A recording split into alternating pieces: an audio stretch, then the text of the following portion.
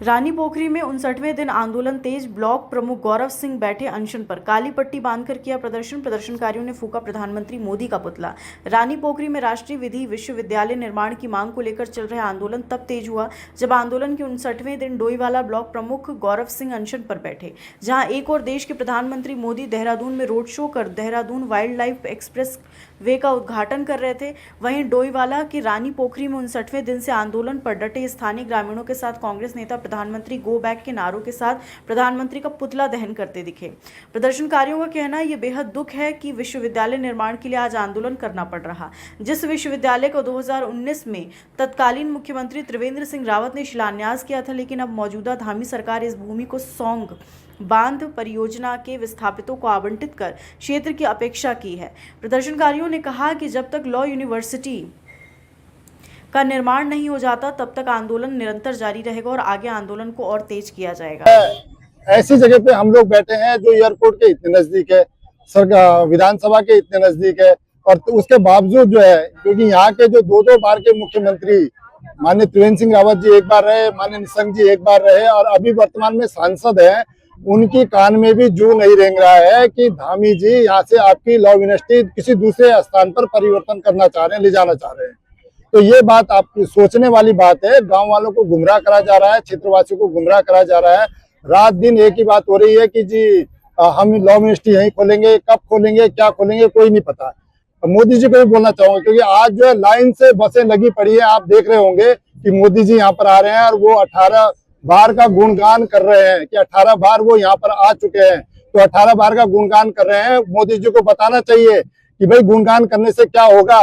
क्या मोदी जी केदारनाथ में उनकी आस्था नहीं थी? मोदी जी की आस्था थी केदारनाथ में, लेकिन जब सोना चोरी हुआ तो मोदी जी ने कुछ नहीं बोला। क्यों नहीं बोला कि मोदी जी चुप क्यों है?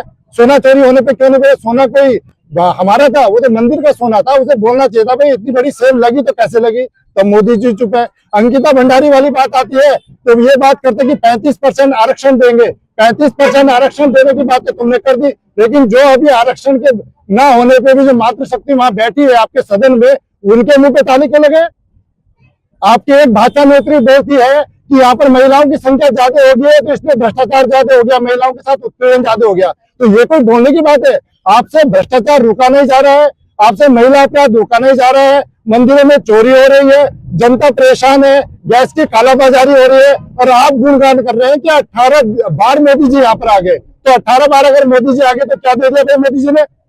भाई विकास तो सतत चलने वाली प्रक्रिया है। किसी ने 1 रुपए का करा होगा, किसी ने 10 रुपए का करा होगा, लेकिन जो भ्रष्टाचार हो रहा है, जो महिलाओं पे अत्याचार हो रहा है, जो हमारे बच्चों पे नशे की ओर प्रवृत्ति उनकी बढ़ रही है, जगह जगह ठेके खोले जा रहे हैं, जगह जगह खनन करा जा रहा है, उसके ऊपर क्यों नहीं बोलते? और मैं धन्यवाद देना चाहूंगा यहाँ पर जो संघर्ष समिति के लोग हैं, जो बिल्कुल 60 दिन से अपनी जगह पे अड़े हुए हैं, और यहाँ की जनता को भी बताना चाहूंगा कि जब तक आप लोग इन संघर्ष समिति के लोगों के साथ एकजुट होकर आगे नहीं बढ़ोगे तब तक ये मानने वाले नहीं है।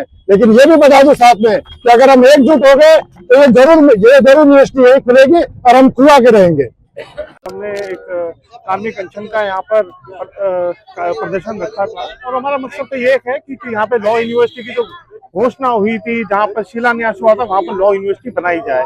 60 दिनों से लगातार यहाँ पे क्षेत्रवासी, हमारी माताएं बहनें, युवा मांग कर रहे हैं कि लॉ यूनिवर्सिटी जहाँ पर लॉ यूनिवर्सिटी के लिए जगह दी गई थी, जहाँ पे शिलान्यास किया गया था, जहाँ पर सरकार द्वारा पैसा खर्च किया गया था, वहीं पे लॉ यूनिवर्सिटी बने। लेकिन सरकार गुमराह करने का काम कर रही है, और हम लोग आज प्रधानमंत्री जी यहाँ पर आए हैं। हमारी यही मांग है कि प्रधानमंत्री जी इसका संज्ञान लें और यहाँ पर लॉ यूनिवर्सिटी का काम बनाने का काम करें, क्योंकि भारतीय जनता पार्टी की आपसी जो नेताओं की आपसी लड़ाई है, उसका खामियाजा यहाँ की जनता को भुगतना पड़ रहा है। देखिए, लगातार 60 दिनों से यहाँ पर आंदोलन चल रहा है। हमारे जो प्रधान संगठन है, उन्होंने इस आंदोलन की शुरुआत की थी, और धीरे धीरे क्षेत्रवासी इसमें जुड़ते चलेंगे, और ये जब तक हमारी मांग पूरी नहीं होगी ये प्रदर्शन चलता रहेगा। और जैसा भी समय समय पर हम इसमें जो हमें जरूरत होगी चेंजेस करने की, उस तरह से आंदोलन ये चला जाएगा, और हमारा पूरा सहयोग इनको है। हम तो यहाँ सहयोग करने आए हैं, और मैं समझता हूँ कि सरकार को झुकना पड़ेगा इसके। खबर भारतवर्ष के लिए डोईवाला उत्तराखंड से आशीष यादव की रिपोर्ट।